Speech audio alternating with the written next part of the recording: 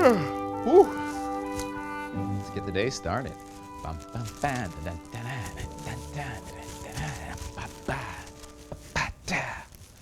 Putting on the Ritz. Putting on the Ritz.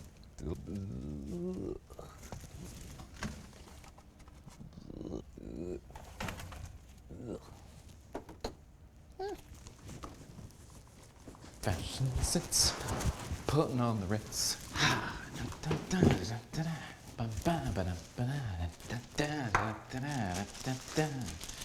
Putting on the Ritz.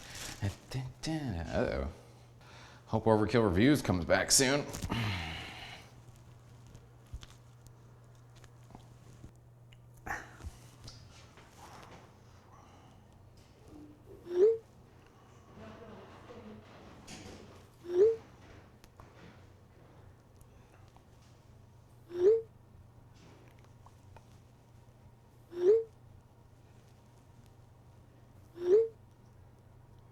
Yes.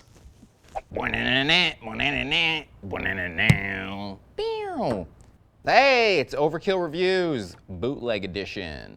What does that mean? Well, nothing fancy. No camera tricks, no editing tricks, just me here with you banging out a review.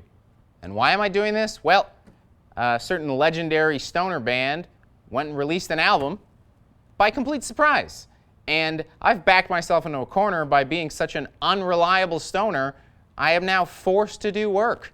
You're all asking, when's this unreliable stoner gonna review the Unreliable Stoner's album? So, here it is. So, let's acknowledge the broken shoulder in the room. I have a broken shoulder while doing this, and I'm on a fair amount of Oxycontin. So, adjust expectations accordingly. So, without further ado, and no computer bells or whistles, this is the graphic for review of Sleep, The Sciences. It was out on 420 on Third Man Records. So a Sleep bio is actually a little different than a lot of band bios. Formed in 1990, they've gone on to have a legendary status as deacons of the highest order in the Church of Sabbath-worshipping weedheads. But it was a rocky road to get there. In 1992, they released Sleep's Holy Mountain, a genre-defining classic, which immediately got them signed by a major label because it was the 90s and that seemed like a good idea at the time. So, for their major label debut, they went to the studio and came out with an hour-plus long unbroken track. And the label was, of course, like, well, what the hell are we supposed to do with this? And then the band was like, not my problem, man. And broke up because they don't like being told what to do.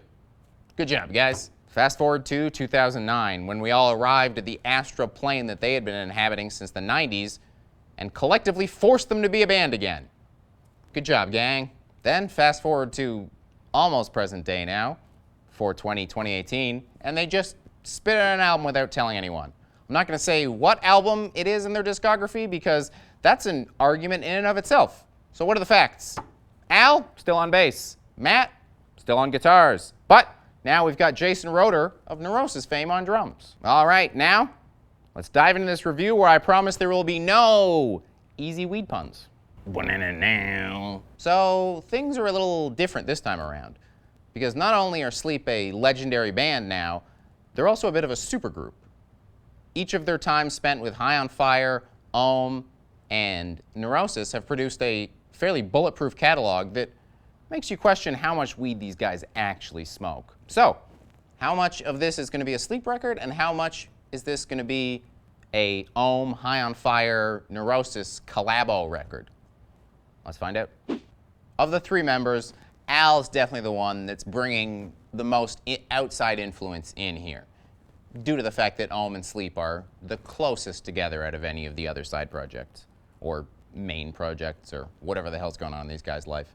The low, isolated bass that's frequently used on Ohm record creeps its way in here at the start of Giza Butler, and it adds a really great effect whenever it's used. It adds a much lower low for it to go, so that when we get those heavy, distorted, tubey riffs coming in, there's been a big range to travel to get there. On the vocal side, the ohm influence has also really improved him. Whereas before, the sleep vocals were great, but they were definitely very one note. Now he has a bit more of a range. He's turning into this, you know, pot prophet type of guy where he's got this droning style that's pulling you in and adding and having a bit more range. And then the lyrics are still that rather clever, tongue-in-cheek weed sleep style. I know in 2018 we're all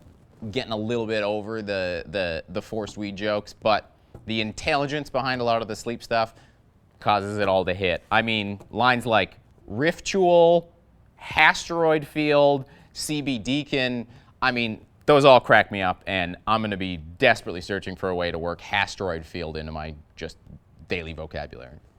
Pike, on the other hand, his time with High on Fire is less heard and more felt. While the fast, aggressive riff style present on those records would be out of place here, certainly the skill he's developed playing those over and over the years is affecting what he's able to do. There's a much greater range to his guitar playing than we've had on previous Sleep records. That's super cool. I particularly love the outro instrumental, The Botanist. It has a bit more of a spacey feel where I could put it on the soundtrack to 1981's heavy metal and nothing would seem out of place. We get some great riffing, wacky solos where he's all over the map, and true to Matt Pike, I feel like I can hear him not wearing a shirt through all of it. So now, on to the unknown. How does Rotor compare to Chris Hackius? He doesn't compare. Wait, no, I mean, like, you can't compare. Not that he's not. It's like they're just too different. They're two different guys. They're two different guys. Because when you get a talented drummer from a very accomplished band, you're not hiring a guy to play an old guy's style. You're bringing that style over to the band, and the style integrates really well here. He's a much busier drummer than Chris ever was. A lot more going on, but it's that neurosis, tribal, droning busyness that adds to the whole zone out kind of expression that's on my face right now that is plastered over the whole record. It's great. And also there's more happening on this Sleep record than any other Sleep record, so the fact that they have a drummer that's interested in doing a bit more suits it really well. So, is there a come down? Well, I do have some gripes, actually. Firstly, if you're a hardcore Sleep fan, you'll notice that Sonic Titan and Antarctican's Thawed are those two live songs we've been hearing for the past 10 years. It's nice to finally have a studio version that's complete and not constantly shifting, but at the same time, I want more new things, and I like new things. And the other thing is, in 2018, I think I finally decided 2018 is the year I start complaining about intro tracks, because it's gone on for a while, and intro tracks are the answering machine message on a rap album of the metal world. Even the best ones, after 2 or 3 times, I'm skipping them. And I don't want them in my records anymore. Get them out. So in the end, I do think they did something really clever. Surprise record was the way to go here, because no matter how great it turned out to be, I don't think it would have lived up to the crushing weight of expectations that's been placed on this band. So just put it out and don't deal with that. They got me on the back foot. I was like, oh shit, a new Sleep record. I guess I have to listen to it right now. I didn't even have time to think about it. And I just sat down and I enjoyed it. It's good fun, front to back. And when you compare them to some of their classmates, you know, Electric Wizard is not having as easy a time and not faring as well. So, quality record. I had fun with it. Totally caught me by surprise. So, with all that in mind, I will be giving this album 1, 2, 3, 4, and 4.5 out of 5 skulls. 4.5 out of 5 skulls that are fractured and on a lot of Oxycontin. So sorry they're not as charismatic as normal. Yeah. Cool. But I'm not too high to blast in a quick shout out. Continuing on the space theme, we've got APOC with Awakening Inception. They're a new tech death band out of Cambridge, Ontario, so they're local boys. And first album, very impressive. Some really cool bass work on here, which is another thing that ties it to sleep. So if you like tech death, you like some cool bass stuff, and you're willing to give some guys that are just starting out a shot, check it out. Thumbs up from me.